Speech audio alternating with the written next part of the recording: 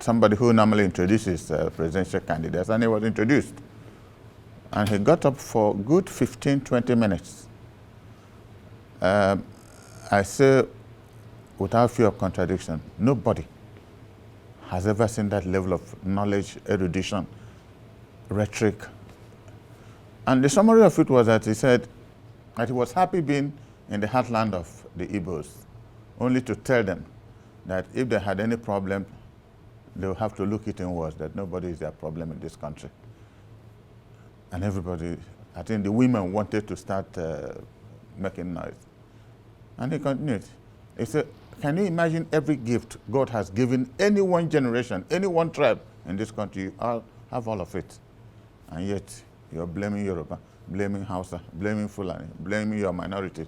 Why can't your 5 governors come together? In 10 years, you will turn this land into a mini Japan. And people started crying. So why are you looking for something elsewhere that God has given you and you're looking for power? What power? Those who have held this power, what have they done with it? In this country, you are still the most educated, the most industrious, the most hardworking. What else are you really looking for? That is asking us to help him so that he can help us activate the various gifts God has given us, which we have ignored over time. And then said that it's not like those who had come before him, that he had a little distance. And the lady said, call the house to order. No, we don't need your money. I was shocked. I thought she was going to embarrass everybody. And he said, for this state, we have adopted you as our candidate. And the whole hall went crazy. And they started contributing money and raised 22,000 naira. Which was a lot of money. Raymond never forgot it until he died. Raised 22,000 naira and gave him and adopted him officially as the PDP candidate for the convention that was coming in 2 or 3 weeks' time in Port Harcourt. So the next morning, which normally doesn't happen, I was the opposition party. Ezife was the governor of Anambra State. I said I was wanted in Government House. I could not relate that with the visit of Raymond Dokpesi. So I went over to the Government House. Immediately the governor came out, welcomed me. He said he just had the news everywhere that people adopted Raymond Dokpesi as our candidate. I said yes. And I told him what happened. And he said, Dan, you haven't seen anything. That he worked directly under him in Ministry of Transport, in Ports Authority, that one of the most brilliant people God has placed on the surface of the earth. That he's not surprised that we said what we said, that he wished us the best of luck. And we continued doing that until we went to Port Harcourt. So this is how the relationship started. And for the past 25 years, he never called my name. He called me his elder brother. We all were in Peter Deli's campaign. He was the director general of the campaign. I was the chief of staff of the campaign. Unfortunately, we lost we had a tripod, myself, Raymond, and Dr. Emeka Nigeria. Emeka finally, unfortunately, died. And you know what was significant? We were burying Emeka at Nsukka, and we had finished the church service. I came out with ABC Nwosu, later Alex Ekwema and his wife, who were standing, and Raymond came out and stood by my right. So they brought out Emeka's box from the church. He said, Uncle Dan, look at this coward. Look at this coward. This is again what he told me about a week and a half ago. Look at this coward. What does he think he's doing? He leaves it because each time I'm in town, 3 of them will be in my hotel room for 2, 3, 4 hours. You've never met any human being with that kind of thinking power until you meet Raymond Dokpesi. So we buried Emeka, and alternately once or twice a month I'll come over, we'll discuss one thing or the other. But surprisingly to me, before the presidential election, he invited me, I came. And he said, what is the interest of the Southeast? I said, refer back to what you said in 1991 when you visited. I said, how do we actualize it? And I was lucky because in that discussion, we held it in his house here. And Kingsley, one of his close aides and your colleague, wanted to go out. He said, no, go sit down. Sit down. And Kingsley said, is that how you people, for 2 hours we were discussing how Igbos will become politically relevant in this country through Atiku Abubakar. I said, look at the surroundings and see the level of hatred that only Atiku can do it. Nobody else can help us. And in the morning, we went to see Atiku and agreed. A week later, Atiku came to Enugu State and made that famous declaration that if by the grace of God he became president, that he must make sure an Igbo man succeeds him. So we finished this. The election went the way it did, because soon after the presidential election, I fell sick and I was flown to London. I didn't tell anybody. He didn't know. I switched off my phone. So he's been trying. Himself and our principal have been trying to get in touch with me. Finally, I went and came back. So he called me on Tuesday, the 26th of what is this month? May, that just the last month, 26th, on a Thursday.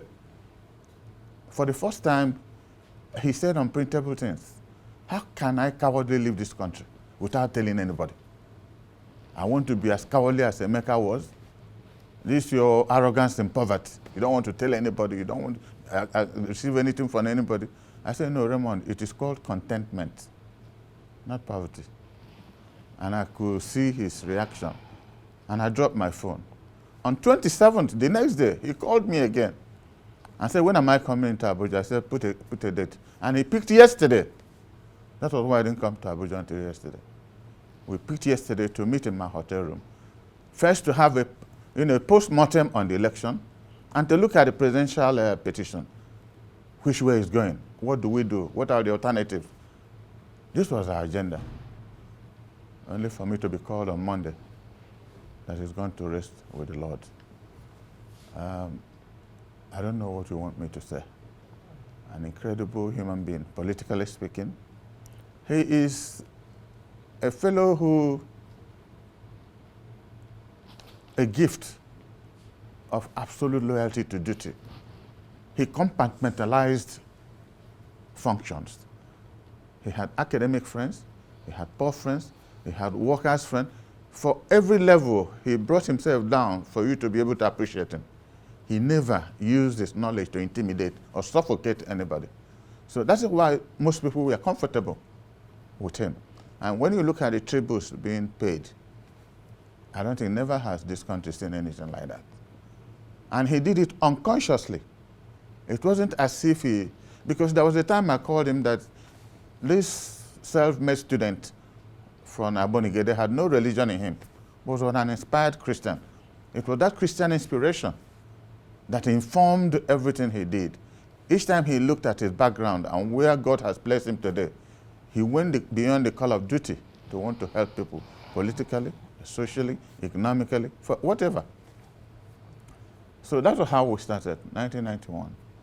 That's quite and a it's lot. a lot of. Yeah, really. So let's look at his political history again from the perspective of the People's Democratic Party. Now, these days you see, politicians. I'm not hearing you. These days you see politicians Yes. move from one political party to the other. Maybe when you follow one and you think, you're not getting anything from there, you have to move to the other. If you describe Chief Raymond Dokpesi, for all the time we knew him, he has been in the PDP and he has, followed everything in the PDP through and through. Even though he never got to be the chairman, there was a time he actually, campaigned all over Nigeria to become the chairman. The People's Democratic Party didn't give him that opportunity, but it didn't take away the fact that he pushed that party to where it is today. You agree with that? Well, let me say that two words describe him: integrity and consistency. You just mentioned about when he ran for the national chairmanship. He knew. Whether he deliberately did it, I didn't know. That my very close friend, Uche Secondus, was running for national chairmanship. But somebody had given me a hint that Raymond might run. And because he knew my friend was running, he refused to tell me. But I don't want to use an uncomplimentary word. Because very early on a particular morning, my phone rang and it was Raymond. He said that his plane is taking off about in the next hour, and he wants me to be at Enugu airport to receive him, that I'll escort him to Abakaliki and Enugu. I said, for what purpose? That he's running for national chairmanship, and he dropped his phone. And my wife said, who had just spoken with? I said, Raymond. He said he's running for national chairmanship. I said, yes. She got up, prepared for work. He's a professor of medicine. I left. So I looked at the time. I told somebody at the airport, once it is 10 minutes for the plane to land, let me know. And they told me. And I left with my driver and 2 other drivers with every vehicle in my house. We went to the airport. And he came out of the aircraft with about 6 or 7 people and saw me. He didn't talk. Then he said he should drive. So I was driving, he was in front, and everybody else was following us behind. And we went to Abakaliki. So when we got to Abakaliki, David Omahi was still then in PDP. He said, Uncle Dan, what is going on? Everybody knows that Uche Secondary is your friend. I said, but this is my younger brother. So there's a difference between friendship and brotherhood. And Raymond couldn't speak at Abakaliki. He wept. So we spent a night there. The next day we came to Enugu. Enugu governor repeated the same thing. And the rest is history. So these are the kind of things he does, sometimes to test loyalty. And he's been faithful to our relationship, very faithful in so many ways. Like you said, without him, there was a time the party was almost comatose. But he walked beyond the clock, beyond the call of duty, to make sure he brought a lot of people, to book. And God knows the best why it is at this point in time that he had to exit, All right, in terms of, I share with you your pain now. In fact, if not for broadcasting rules and etiquette, we'd probably be in tears ourselves, but we have to hold it on this. I said if not for the rules of engagement, we'll probably be in tears ourselves, but we have to hold the tough for you to be strong. However, when you listen to the National Assembly, when they talk about, immortalizing his memory, giving him the last respect, some of the last speakers that spoke, talked about the fact that he hasn't died. What he did was to become apotheosized almost into the form of a god. And, we should rather celebrate him than mourn him because he emptied himself into others. What do you think that the rest of the people that are here in the state can learn from his ways and his life? Well, just like when I came in yesterday, the wife and the children, everybody said, Uncle Dan, where's your brother? And it was hot. And for 2-3 minutes, I couldn't talk. They were asking me, where's my brother? The crisis of the theory of necessity or convenience, they call it. Most people didn't know his involvement in that theorization. It wasn't a self-made thing, but his contribution was enormous. So enormous. But even before then, if you remember, when Obasanjo wanted to do the third term bid, I had a program on this platform about 2 or 3 months ago, before election on that, And no other television station agreed to air what was the proceedings in the National Assembly live. But AIT did, Raymond did. And that was why third term failed. And that was why Obasanjo stopped Peter Odili from running. He would have been the best president this country never had. So you see the kind of contributions he makes that are not immediately evident to the untrained eye. To the naked eye, you wouldn't know what is. You see things happening, you wouldn't know where they're coming from. So he's put his hand, like I said when I started, he compartmentalized affairs of life. Politics, economy, media. I've consistently refused to mention about media. I'm not competent to discuss what he does in the media. The only advice he took once was that when we were doing the Peter Odili presidential campaign, we were almost finishing. And then myself, himself, and Emeka Nejero were in his room at the presidential hotel. And Emeka made a suggestion, said, this cannot be a private business. And he looked at me, he said he was thinking of going public. That was how we planned that massive thing that happened at the National Stadium. The day they sold the shares for AIT. And we were all there. ABC almost gave a lecture, and I supported him, And he turned to me and said, Dan, you say you don't want any shares. I said, I've never bought one and I don't want to buy. He couldn't believe it. There was nothing he didn't do. I said, no, I don't want any shares. So he is his hybridization is difficult to imagine because everything he touched was excellent. So it must be a gift. It must be a promise God made. For somebody who recognizes his origin and uses it to impact on other people. He never was angry that he was born. He was not poor, but you cannot describe his family as being rich. They may have been fairly comfortable. He struggled to read. Because when Ezife spoke with me, he said when this young man was director of marine something at MPA, in a meeting, nobody agrees to make a comment when Raymond is sitting down, because he will make you look like you didn't go to school. And because of it, he realized that shortcoming of most people, and he refuses to make any contribution. Sometimes he writes a memo and gives to whomsoever was the chairman of the committee, so that he doesn't talk. Because once he opens his mouth, people will feel, oh, what are we in for today? So he never used the gift God gave him to intimidate anybody. He used it for public good. And if you have listened to, for the past 1 week, you know, they say that when beggars die, there are no comments seen. But the heavens themselves bless for the death of this prince. I want to believe that God Almighty will not close his eyes to receive him. Chief Ulasi, many people have paid tribute and they talk about personal encounter that they had with the High Chief, some of the impact he has made in their lives and all of that. But from what you're speaking here today, it will seem like he went beyond himself to look at the nation, democracy, and see how it can be sustained. Most times when you listen to him, he says things that even the media, he even blames all media outfits, including the private media stations which he established, you know, of not doing enough to, you know, ensure that democracy, you know, is institutionalized and stays in the country. You talked about the doctrine of necessity and the role he played. You also talked about the third term agenda and all that. So what kind of a man would you say he is when it comes to nation building, particularly in this country called Nigeria? Well, you know, the person who can have these attributes must have one singular act in himself, and that is love. If you don't have love, first of yourself, because for you to make a change, you must be changed yourself. If you're not changed yourself, you can't make a change. And there was something we were discussing not quite 2-3 months ago.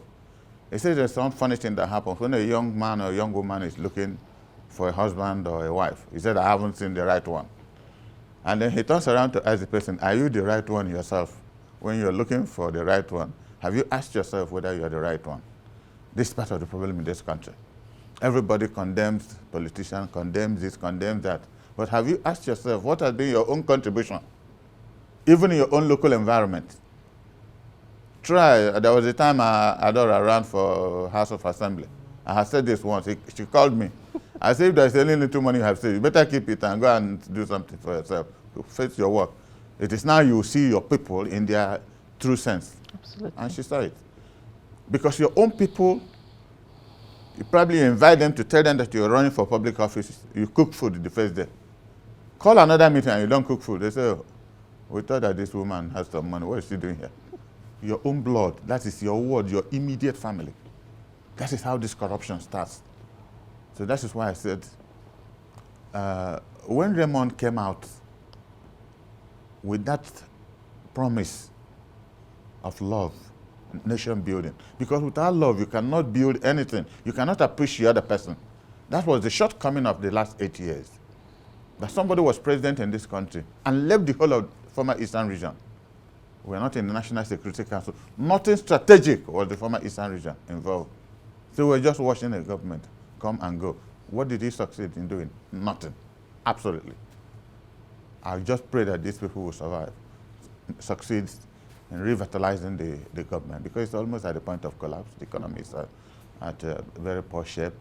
So I would have expected on Tuesday, no, Wednesday last week, I was praying and I said, God, I'm not querying you. You are the creator. You have every right to bring and take. So says the Bible. But why is it that things like this happen? You look at our country, you look at my party, we have serious problem in PDP. And this man, you know, can galvanize. A lot of people trust him, believe in him. If he calls a meeting, most parts will come. Why? What has he done to leave at this point in time? And I had no answer. I had no answer. So I stopped asking. That's what I told the family yesterday. Don't ask. God knows the best. All I will ask you to make sure that you have cohesion, you have love amongst yourself. That's the only legacy he will want or believe that he left behind. You know. So nation building was paramount to him, essentially, because he believes that everybody, I mean, when you look at the level of his friendship across this country, you know that he's from Edo State, but he speaks fluent Yoruba, speaks his language, speaks a little Igbo, speaks a little Hausa here and there, wants to make a companion with you in your organic environment. That was Raymond Dokpesi. You know. All right. Now, in terms of when you hear a lot of people's experiences and testimonials, you hear of a man who gifted himself to others, who was altruistic, who was selfless, even at the risk of his own happiness, and a philanthropist of, you know, no commensurate measure. And you see that even the people he did this for, sometimes he didn't even know them personally, you know, from a distance. And in a country like ours, Nigeria, you spoke about people even within political settings and elections would rather want self first than service. What does that speak to us now? Because I heard one of the speakers say that men like High Chief Raymond Dokpesi are perhaps just 1 out of 10 in the whole world, and many of them are no more. And to lose him at a time like this was heartbreaking. But what can we do with the gifts of giving that he has left behind for young people? You know, in 2009, is it 2029 or whatever, I had a knee replacement surgery at Enfield in London. And I have a young friend of mine who's part of the organization, young Dr. Shedrack. So he probably told him, I suspected he told him, because in the evening when I was trying to walk around the Middlesex Hospital at Enfield, a nurse came in and said there was somebody looking for me. My wife had come in and gone to see some people. And I said, let the person come in, and opened the door. It was Raymond Dokpesi. And I said, Raymond, what are you doing at Enfield? He said, you ran away to do a major surgery and you don't tell anybody. So for the next 2 hours, he was just holding me with this push you used to acclimatize yourself walking around. That's what he did. For 2 days, you know, he goes, comes. Why I gave this example is that the love he has for people most times is beyond the call of duty. That love is not an Edo love, it's not Igbo love, it's not Hausa love. It's a Nigerian love that you can put to test over time. Imagine when he started with Alhaji Bamanga Tuku, and through him, all of us became part of the family of Alhaji Bamanga Tuku. You know, when he did his 70th birthday, let me give this one example. I was in London, I wasn't in this country. 2 days to that birthday, he called me. I said, I will come. He dropped the phone. So I flew, the morning of that service, I came into this town. Went to service, finished the service, came to the reception ground. So somebody was calling my name on the high table. I just took a table that was three or four spaces away from the high table. So somebody saw him going around. I told somebody that he's looking for me. So he walked around and finally saw where I was sitting. He came and sat down. So, and took a spoon. I was having the fork eating my rice, and he took spoon and started eating. So they ran and brought the same thing I was eating and brought it. The whole camera, if you open the reception, for nearly 15, 20 minutes, the whole camera was on both of us. So there was an empty seat in front. That's why I had to mention this. Somebody wanted to sit there. I said, no, don't sit there. He said, is it only you and Dan will stay here? I said, no, that somebody else is sitting there. And I asked him who. He said, Emeka Enejere, that is it. That's how we ended that lunch. He said, Emeka is sitting there. Can you imagine how many years ago Emeka died? He still remembered him, that he was sitting, because we were normally three of us discussing very serious matters. It was after that food that he went back to the high table to do whatever it was.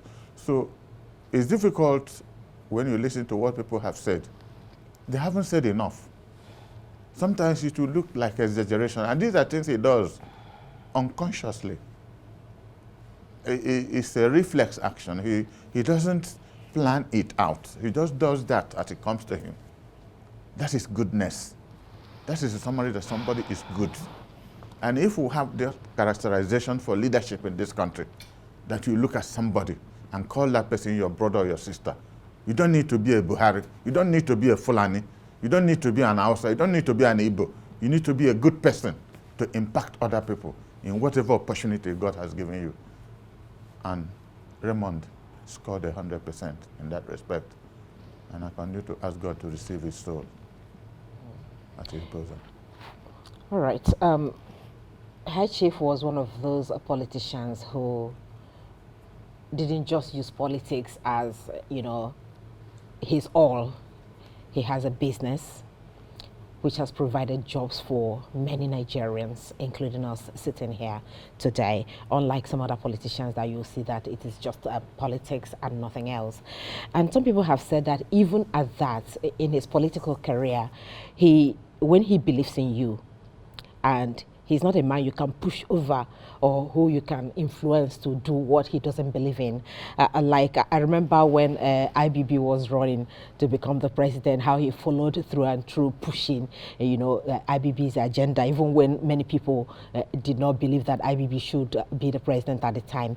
Even with this past presidential election, when so many people were saying, okay, power should shift to the south, we saw him, pushing for Atiku, which you also talked about from that, because that is what he believes in. So some people believe that if he's your friend, it doesn't matter. He is not the type that goes for fair weather friend. Okay, maybe everybody's on that part. If he believes in you and he believes in your ability, he follows you through and through. Could you also describe him as that kind of a man in your years of relationship with him politically? I had said previously that he compartmentalized relationship. I think that summarizes everything. Raymond.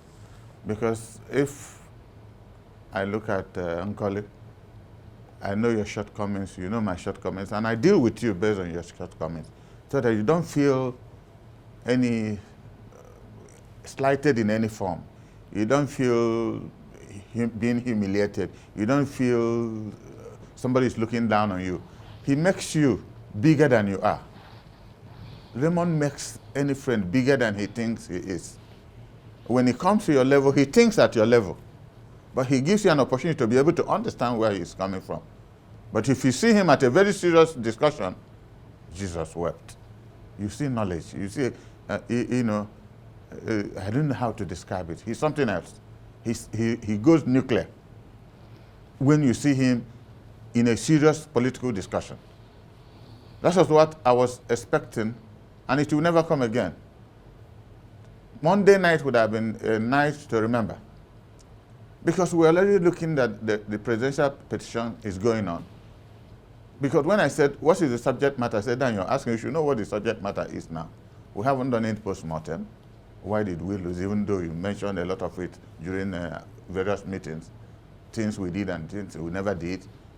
But now that it has gone this way and we're at the petition court, let's look at the alternatives. I said, okay, enough. And if you see what I had drawn out to counter or support what I was preparing, it's going to be with me, unless somebody else demands that. I usually don't force myself, because I'm now trying to consciously and unconsciously retire from active politics. Because he never told me a lie one day. And it's only in politics that I see, when you look at the level of corruption in the party, in government, this is why one of the questions you asked, what motivates him in this thing? Because there was a program I had here. By the time he came out, I had left. So Kingsley called me that my friend is on his way. I said, on his way to who? He said he just came out and he was told that I had left. By the time I got to the hotel, he called me that I should wait for him. 10 minutes after he came, and we went up to the 10th floor. And part of what was the discussion? He said, Dan, there was something you said, that in 90% of this country, water does not run, no light. Where you have light, He's epileptic, no rose, no nothing.